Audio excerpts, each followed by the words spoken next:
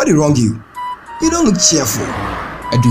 How can I be when it's really difficult for me these days, even to get my daily fix? Kwame, I owe you a lot. You know, I used to complain about the same problem and even worse. My brother, this was before I met Ladao. Listen, now business is safer, more efficient, quick, and as exciting as I've always dreamt of. Look, we drivers get more rides with enough daily benefits, whilst passengers also get cashback rewards and lower charges plus free rides sometimes. See, as a passenger, I used to get stranded sometimes, looking for a convenient means and a quick way to get to work when I'm already late. But now, that is a thing of the past. Since Amina introduced to me the Ladder passenger. Ladder, the quickest, safest, and more convenient means for both passengers and drivers alike. Get either the driver or passenger app from Play Store or App Store easily. Follow the simple registration steps and you are good to go. Ladder, your safest ride to your destination. So today's Zionfelix is inside the France embassy. I have the privilege to talk to the France ambassador to Ghana, Her Excellency. I mean, we have some few things to talk about. My name, as usual, is Zionfelix. We have, as I said earlier, certain things that you need to know about Ghana and then France relationship. And there's something small about yourself for our dear women doing things for themselves, for us to also learn something, for us to be better in life. I'll be right back after the break. When I come, I'll be with Her Excellency. I mean, she's also a TV presenter, yes. An ambassador who happens to be a TV presenter. She used to host Touch of France on GH1 Metro TV, I think TV3, right? Not yet. Not yet. Okay. GH1 Metro TV. Oh, okay. So I'll be back. When I come, I talk to Her Excellency. My name is Zionfelix. I'll be right back. Hello, beautiful people. This is your big daughter, Lady Shasha. Guess what? We are here at Kakalika Plaza. Shasha Wigs as you any war. Samosha, your wigs be brave, ewa hasi. Then your wigs in the susu there. And you're very, very affordable. Me pacho, so person who Shasha Wigs are. Ope call Instagram and I say Facebook. Ope screenshot the ope. Now I send them a me and Kasa Shasha. It was 0541 733 368 0541 733 368. Mumpe way, na mope de. Shasha Wigs. We are the best in the game. I feel so. Yeah, free delivery. Ewo Ghana has say so. Na some pay as you so. Yeah, was Painters Road, Kakalika Plaza. Shasha Wigs. We are the best in the game.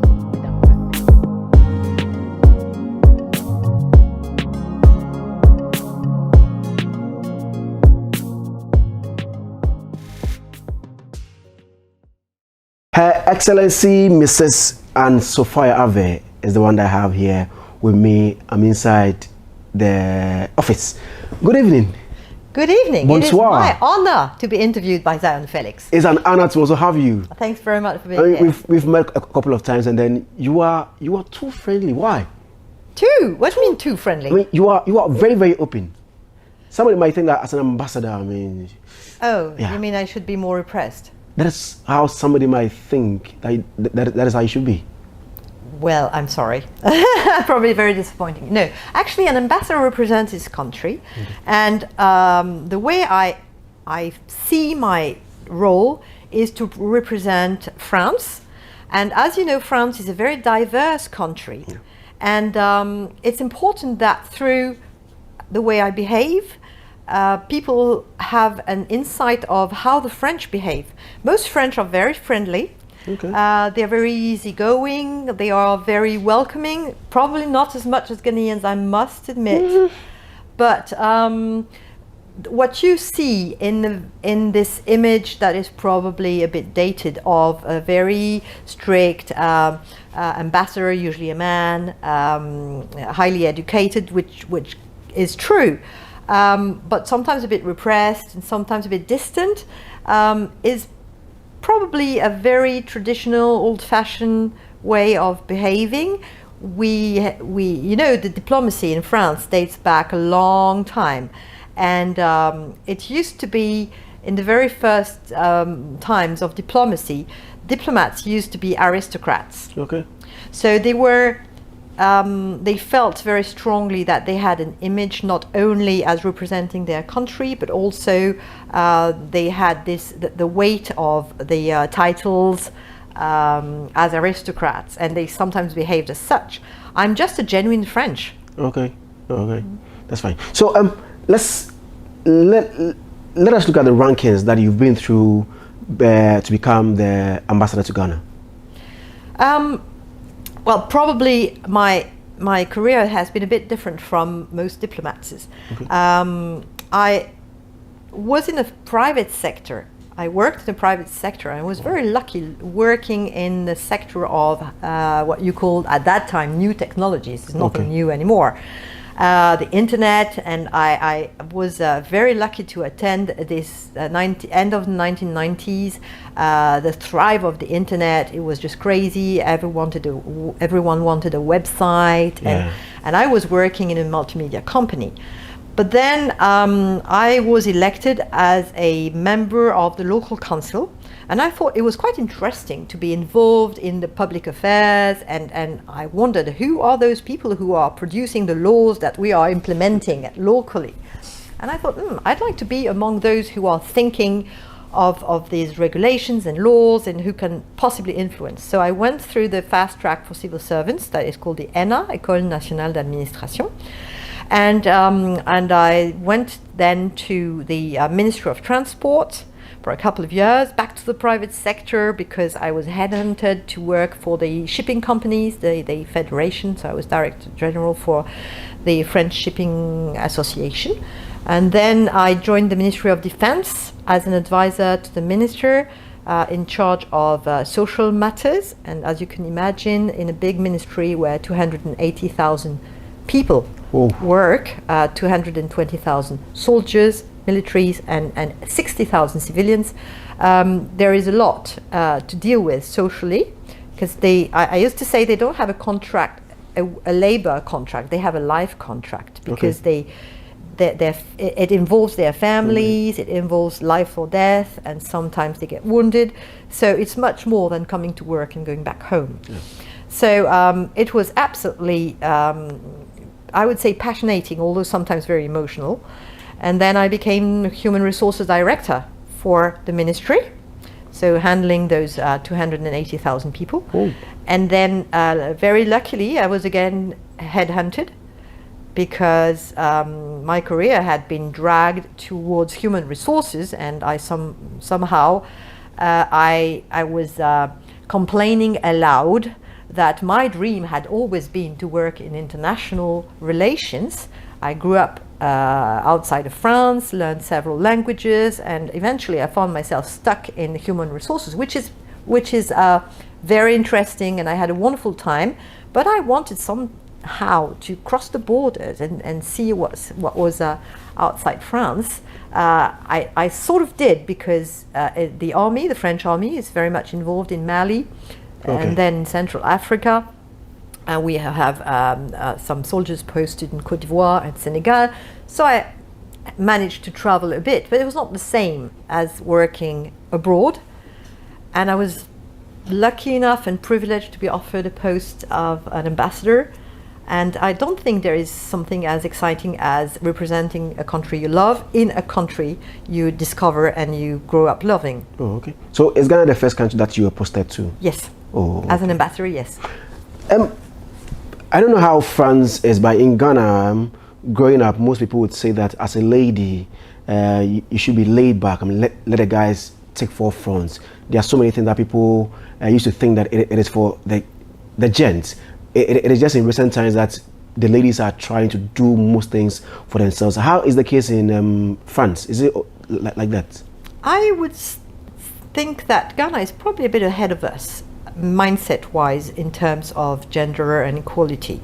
I feel there's much more respect for women, probably because you grow up respecting your mothers much more than in some part of society in France. I never felt I had to struggle, or ladies had to struggle as much in Ghana as they have in France. I was brought up in a family where we were only sisters, so we were brought up as boys, really. Yeah. And so we didn't have a brother who would have been treated differently, and we didn't have on a daily basis any kind of difference. We were raised in the mindset that we would have to stand up for ourselves, that we had to study, make our own living, make our own money, and that we could count on ourselves and probably only ourselves. I think eventually it's probably been hard for women in the generation before. Now the wheel is turning and women are being pushed forward and supported probably much more. And it's getting very difficult for a man to find his place in this kind of atmosphere, because there is obviously some sort of a positive action towards women, and it may frustrate some men who believe that they have normally the same qualifications, but now at equal qualifications, the temptation would be to choose a woman. Some people say it's only fair because for generations it's been the contrary, but it's probably hard for men at that moment, because they don't feel they have the same chances, even if they are doing their very best. But I think it's also hard for a man now, because women want to carry their own suitcases, they want to open their own doors, and they feel offended if you behave like a gentleman, but they also feel offended if you don't. Yeah. So it must be quite difficult to find your own space, and how should you behave as a man towards a woman, because what are we exactly? We want equality, but at the same time we want to be treated and respected like women, so sometimes we expect men to pay the bill at the restaurant for us. Yeah. And well, actually I don't, but whenever I am invited, or whenever I'm having lunch or dinner with someone who is actually a man, he will not split the bill. He say, well, this is Ghana's education, we will have to pay. So okay. So I'm very happy to have lunch with girl friends, because then we can split the bill. Oh, the guys? They will never let me split the bill. They will want to pay. Pay, yeah. Yeah. So, in your country, you split the bills? Yeah, we do. Oh. Very easily. Oh, I would have to leave your friends then, because in Ghana, I mean, the guys do pay the bills. Yeah. I quite like that, actually. But I like to split the bill as well, because when you earn your own money, why would you not? So let's look at, some of the challenges that Her Excellency has faced, throughout her career as a diplomat. Every day is a challenge, but every day is a chance to make a difference and to do something and bring something to the country where we are. Beginning a diplomatic career by Ghana is such a privilege, because it's a different job whether you are posted in a country that is facing a big crisis, or that is at war, or that has huge poverty challenges, or which doesn't really need the kind of cooperation that we are doing. So I think Ghana is the ideal country where to start, because it's a country who knows what she wants and is not expecting aid or development support, saying give us whatever you want. No, you know exactly what you want and what you need, and which way Ghana is supposed to grow up, and it's very easy to help someone who knows exactly what he needs. The second thing is you have the most amazing people I've ever met. They are nice and welcoming and friendly, and you were saying you found me friendly, thanks very much. Yeah. But actually it's catching, because Ghanaians are friendly. How can you not be friendly with Ghanaians? You're always treated with a nice smile. Yeah. People are always very welcoming. They become very easily friends, and I've made more friends in 2 years in Ghana than I have in the rest of my career. Wow. Because people are just so nice, and they check up on you, and they don't ask for anything. They're not here, hoping to get a fast track to a visa. They don't have anything to ask me. They're just very nice friends, and that makes my job very easy, because you get to know Ghana from the inside through through people's testimony, what they say about their own country, what their aspirations, what their hopes are, and having an intimate knowledge of a country is what we really need, because then we can better understand each other.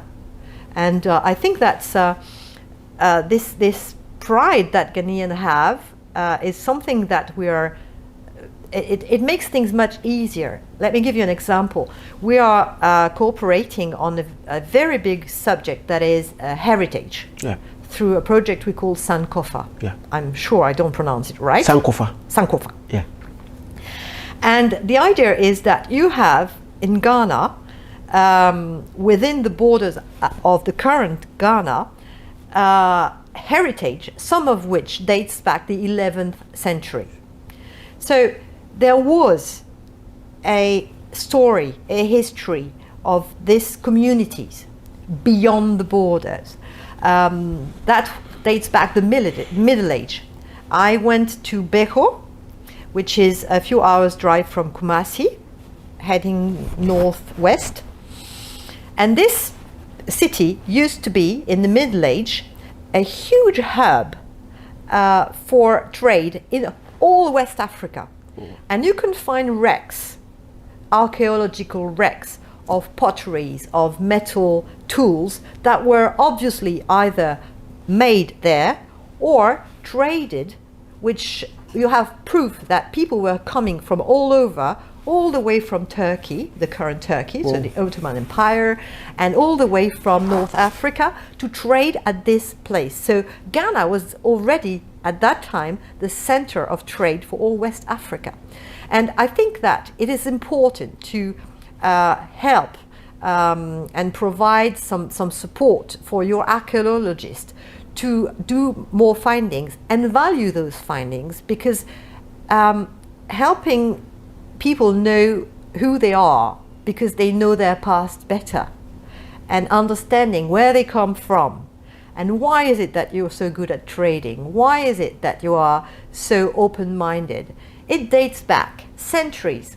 Why is it that you have always had a very strong interfaith and a very welcoming habit of having people coming in from everywhere and doing trade and business? Well, it doesn't date back colonization. It doesn't even date back the 16th century or 15th century when the Portuguese first came. It dates back from Middle Age, where people from all over Africa and the Middle East used to come to do trade here. Okay. Let's talk a little bit about the women issue. Some ladies do say that I need a guy for her to finance my this, I need a guy to do that. Not all ladies, I mean, I know some ladies who are doing very well for themselves. I'm not sure if you heard some Ghanaian ladies saying that they always need a guy to help them before they can make a move in life. I think it depends on your education. If you grow up hearing your parents saying you've got to find the right guy to support you, you know, feeling that you are pulled down, that if you don't have a husband or a partner, there's no way you will, well, have children and thrive in life. They end up believing it, and they will choose someone out of need because they think that there's no hope, no future unless they have someone. I believe if you are lucky enough to find someone with whom you really want to share something and build something, that's great. And then you can build on that. But if you don't, your career can also be something very satisfactory. I'm lucky enough to have children, and my children are a source of pleasure and satisfaction on a daily basis. Yeah. Thank you on that one.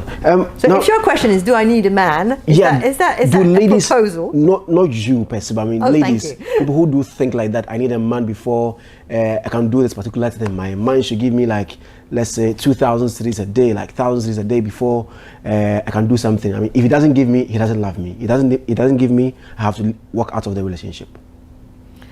Well, I think it's a matter of mindset, and I also know many women who are very happy with all sorts of different attentions, and the fact that the man is very present for them and does a lot of things like doing the washing up or also playing with the kids. And there's different ways of showing your involvement. And it's not only money, but sometimes the only language you understand, and you measure the love through that kind of contribution. Mm-hmm. Okay, so it's a very personal thing. I don't think all women are, or all men are, but some are. But yeah. You can't judge them because it's the way they've been brought up, and at least they may have been deceived a few times and disappointed, and say, well, at least money is something that you can put on your bank account. What's taken important. Is no longer to chase. For the past days, I mean, there have been two hashtags going on in the country. fix the country and then fix yourself. Now people are saying that fix your attitude is important for us at the moment, while others believe that fix the country is the most important thing, because the government needs to fix the country, and then indirectly it is going to fix the attitude of the people. I don't know if you've come across that trending issue. Well, I have heard that. In France we've had a big movement. That was the Yellow Vest 2 years ago. Then COVID has put that as stop up to a point. It is important, I think the government's heard it because they replied to it. It's important that the people express themselves and express what they are expecting, of course in respect with the security situation and not making people take any risks.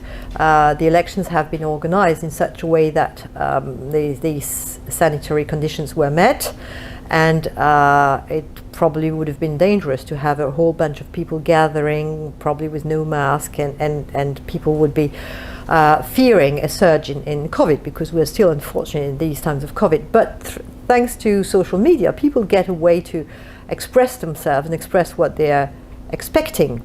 And I think the government is hearing it. And because, in democracy, there's something that's great, is that every 4 years, in France it's every 5 years, you get a chance to say stop or go, and choose someone to run the country, someone you will trust, and then choose an MP. The 277 MPs will then contribute to the lawmaking and with the government. So, but when what you express is yes or no, this one or this one, you don't really get to. So you buy the whole package of the proposition. You don't get to pick up and say, well, in your program, what I like is this and this and this and this, and I don't like that and that. Of course, candidates, they go and meet people and hear what people's expectations are, but it's some people never feel at ease going to their MPs or going through the normal channels to express their expectations. So as long as it remains peaceful and respectful, people have a right, and that's the proof of a vivid democracy, that they can express themselves, and at least these expectations are clear. Yeah, you've been in Ghana for 2 years. Yes. Yeah. What I want to take from you is whether you think we need to fix our attitude, as some are saying, or the government should fix the country, and then indirectly it is going to fix the attitude of the people.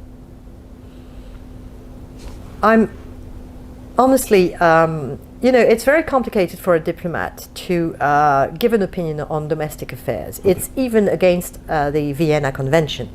So we observe in a way that we see areas where, okay, if there is a policy to improve the health system, or to improve your roads, or to improve civil society, then we may have some sort of cooperation to support that. If there are some areas where you want to improve the tax collection, for instance, and you want some expertise, maybe France, but also other countries, Europe and other European countries, can provide some sort of expertise.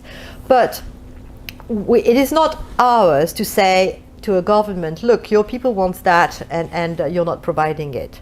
Especially here, where it is, I have the feeling that the government has heard what the expectations are, but then money doesn't grow on trees, and you have a certain budget, and every country is facing the same thing.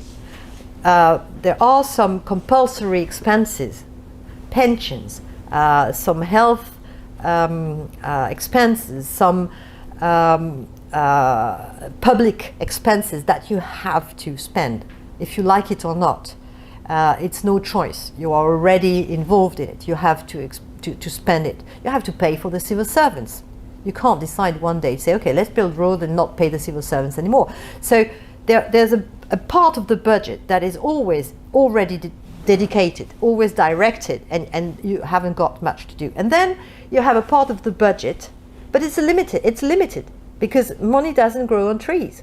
So you have to make choices. What do we do? What's the most important? What do we do first? Do we do roads? Do we do hospitals? Do we do a new health system? Do we do this or that? And you can't do everything at the same time. I mean, it's exactly the same as children requesting things from parents. We agree they need a new trousers, and at the same time they need new notebooks, and they need this and this, and it's a real need. It's not something they're making a fuss about, and they want a new iPhone or something. It's a list of things that they actually need. But then, as a parent, as heartbreaking as it may be, you have to make priorities and say what's the most urgent. Or you have to increase the budget, and to increase the budget means increasing the taxes. But then there's a moment when all those taxes get unbearable. And people will have to pay the taxes before they actually see the results.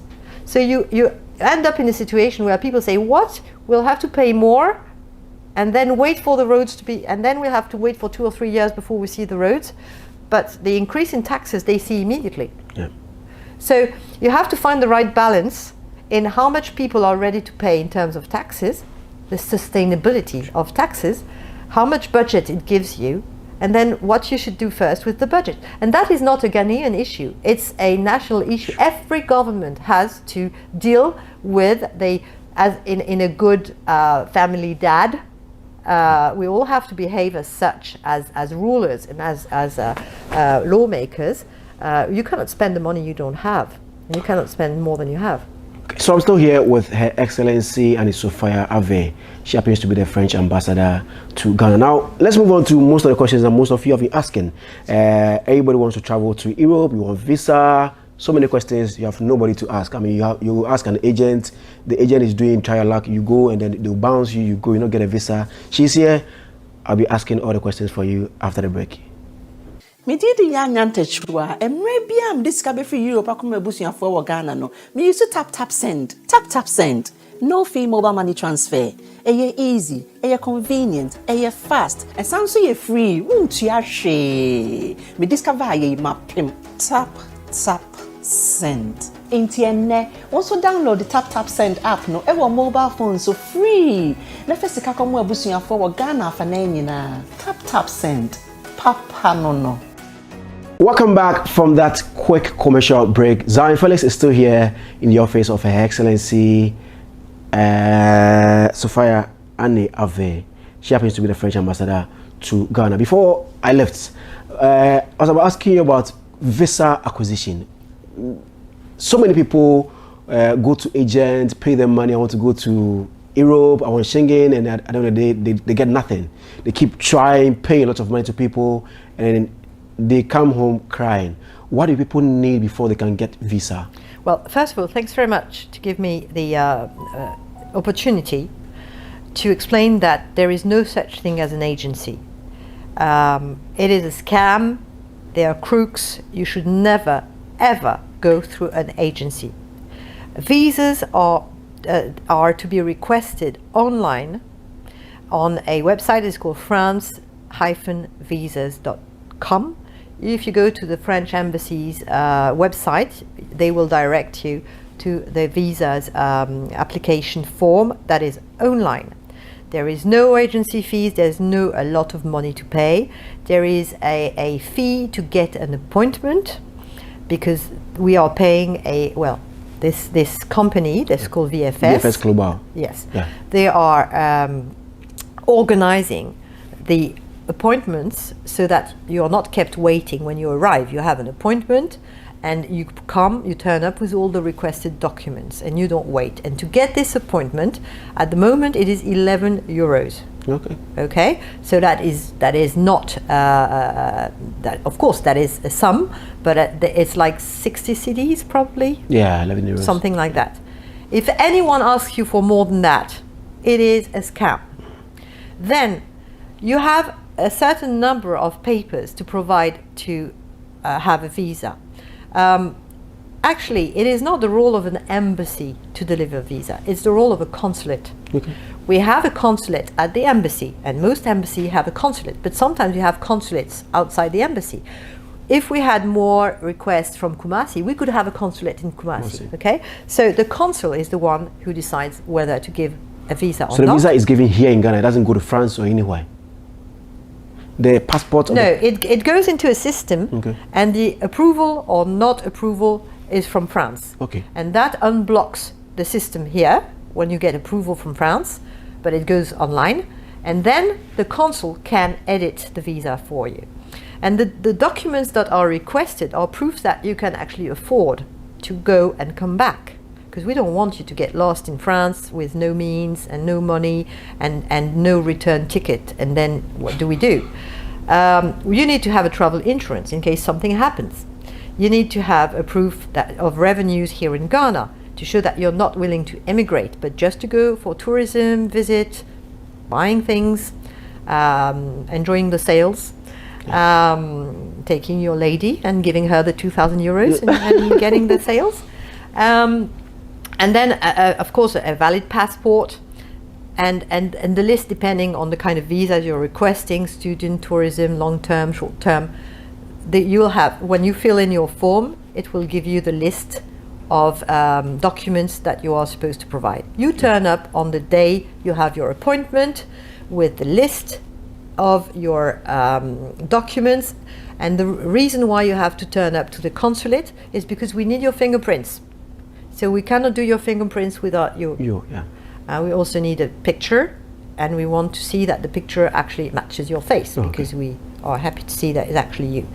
Sometimes you have a few questions for an interview to make sure that everything is connected, and then the file will be put in the machine, and France will give or not give approval. What you need to know is if you are denied in one Schengen country, you will be denied everywhere, in all Schengen countries. So there's no point, A, going through an agency, and B, if you go to one Schengen country and you get denied, do not go to another Schengen country, because the network is all aggregated. Okay.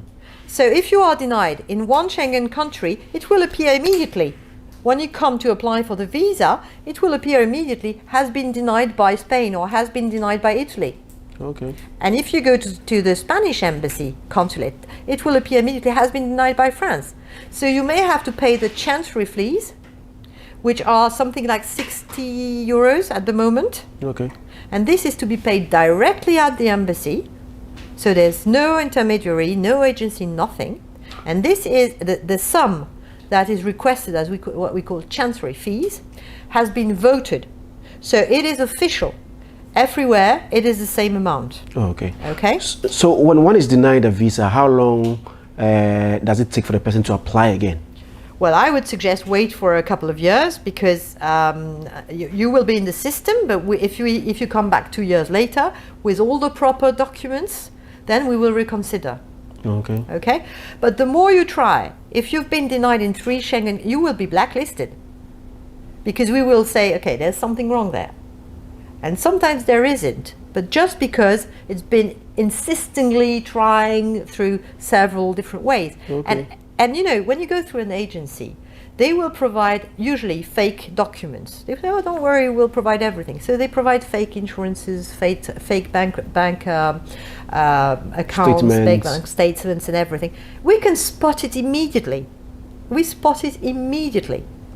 And immediately we cross it and we say, this person blacklisted. So don't ever go through an agency. There is no such thing as an agency. If anyone comes to you and say, well, I know the ambassador or I know the consul, I can get you a visa, run away.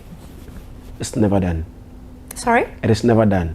No, the only way to get a visa is to go through the normal procedure that is online. Online. You fill in the form, provide the document, turn up at the D-Day when you have your appointment, we take your fingerprints, and if all the documents are real and compliant, you will get your visa. Okay. So you made mention of blacklisting. I mean, how many years does it last for? If you're blacklisted? It's you can always appeal for a decision. When you are denied, you are given a paper that says it is denied, and then they give you an address in France, because you've been denied from France, where you can write a letter and go to as an appeal. And sometimes they will say to the embassy, or to the visa section in France, you were wrong to deny the visa. But it rarely happens. But then some people, you can go to the tribunal to contest the decision. And sometimes some people win. Okay. But most case scenario, we do not deny for nothing. We deny because we have serious reasons to believe that either documents are fake, and since you give me the opportunity now, we have a zero tolerance for that. If we see fake documents, we also report it, and sometimes we find some fraudulent agencies. We have sometimes received applications with the very same bank statements and the very same insurance, all from the same agency. But the person from the agency doesn't care. He or she takes the money, and then when you go back to him or her and say, oh, I'm sorry, France denied you the visa, but the money's lost. Okay? All the money you lose if you are denied is 11 euros for the appointment and 60 for the chancery. And most case scenario, when you're in the waiting room, waiting for your turn to put your fingerprints, we have a pre-welcome that is checking your file. And if your file is not complete, this guy will tell you, well, I don't suggest you stay and pay the chancery, because considering your file at the moment, there's 1 or 2 missing pieces, you will be denied. So if you can find this bank statement for this date, or if you can have this or this, then come back. And when your file is complete, we will just change your appointment. You won't have to pay again, but at least you will have a complete file. But sometimes people say, no, I don't care, I want to present it this way, and they get denied. I'm sure your question has been answered. If you want to travel, she's made everything simple for us. She's given us all the steps that we need to go through. If you go to anybody that does any dubious things for you, you might get blacklisted. And then if you are blacklisted, I don't know how long it's going to be taken over, but it's going to take a very long time. A couple of years. 5 years. But you know, it's the same for us. When we apply for a visa to Ghana, we also have to provide lots of papers. Wow. And justify where we are going, that we are not going to migrate. So it works both ways. Okay. It's not France or Schengen being nasty to African countries. We are having the exact same requirements when people from Europe are coming to Ghana. Oh, okay. My family keeps buying visas for Ghana. Last words on your Touch of France show. I mean, Yes. the season 1 is over. Yes. When are you having the next season? Well, season 1 is over, but we are doing replays at the moment from bits and pieces, the documentaries about France, the documentaries about France in Ghana. So every week you have a replay of 1 different episode. So people are happy to see again the VIP guests I had, and to see the subject that we addressed. Season 2 is being prepared at the moment. It looks very natural and very easy, but actually everything is very well scripted. Everything is written, because I'm not a professional TV presenter. You can do everything without a safety net. I need a safety net. I need to do everything very well prepared. And so we are working on the documentaries. All I can say about season 2 is we're going to have new sequences, because people suggested them. We'll have a sequence about French cuisine, so we'll have a new recipe every week. We'll have a sequence about music, because I've realized that Ghana loves music just as we do, but we share some common artists that we both love.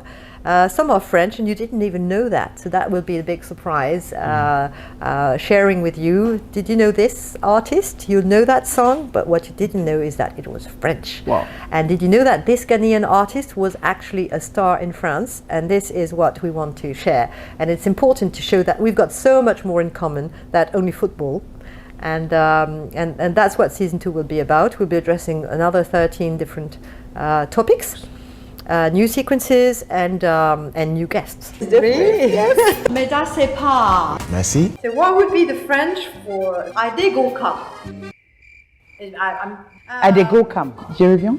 Je reviens. Yeah. You talked to Sarkodie, Yvonne Okoro, Juliet Ibrahim Becker, and Anita Eskin, Abedi Pele, Marcel Desailly. I mean, who did you have an interesting conversation with? All of them. All of them, because each of them was invited for a different item. Some of them had all of them had a different experience of France. From Marcel, who grew up in France, to Sarkodie, who has played and done some duos and songs featuring French artists. Juliette loves to go to France on holiday and knows the south of France better than I do. Yvonne Okoro speaks French and studied in France. Anita Eskin is perfectly francophone. So they all have a different experience of France, be it of the French language, the French cuisine, the French holiday, the French sites, the French life, the French studies, and they all had something different to share about France. And I thought it was important that some people that Ghanaian people love and admire are telling them and making France accessible, making France something that looked familiar for them. That's not something far away that you don't get a visa for, but that it's something close to you, because all those VIPs that you love, they have a piece of France in them. Coming to Ghana and then being installed as a queen mother, how was it feeling like? It was such a privilege. I was amazed because I didn't expect it at all. I had no idea. I learned. Can you give us a title? Nkosuohima. Yes. Can you say it for us? Nkosuohima. Nkosuohima. I knew you'd make fun of me. And Nana Bene the third. Nana Bene the third. The third. Yeah. Okay. Yes, it was a big surprise. I didn't expect it at all. And it was a huge honor because it was in Bono region, in this very city of Beho, that I feel is probably one of the nests of the history of Ghana. And for those reasons, the symbol was really strong that we are supporting this archaeological and heritage project, and that this very center of West African heart, of trade, of dating back the Middle Age, that proves that Ghana had a very rich and vivid history long before colonization, and being installed there was an immense privilege. I didn't expect it, but now I don't know how to behave. Thank you very much. Thank you. Thanks for having me. Your final words to Ghanaians and French. Well, thank you, and through you, all Ghanaians, for the amazing welcome you gave me, all the love you're showing me, and thanks for finding me friendly, but there's nothing as easy as being friendly to Ghanaians, because all of them are so friendly and loving, and thank you very much. Thank you too. So, I talked to Her Excellency and Sophia Ave, who happens to be the French ambassador to Ghana. I had a very nice conversation with her. I mean, she's very, very friendly. As I said earlier, she's very, very friendly. I mean, I don't want to talk much about her, but she's very, very friendly. So she's giving us certain tips that we will go through whenever you want to acquire a visa to any country, not just Schengen, I mean, to any country. And then we looked into her life as well, and I'm sure you've been inspired. My name is Zionfelix. Thank you very much for watching. Bye-bye. Grace Gift Herbal Clinic. Aye bio. Intimate to me anyem. Grace Gift Herbal Clinic dear. Sanya ya kwan ya kan se ya ready for entafo a. Anke nu ankode ma wo no. Anko amoa nyimienu ni mensa kwan ka gugu yam. Abo de wote tekura o. We yi ya na fiance nkruma. Asem da kobosu. Na me no ko dai. Oma wedro hwese wo niam yaye. Heavy say.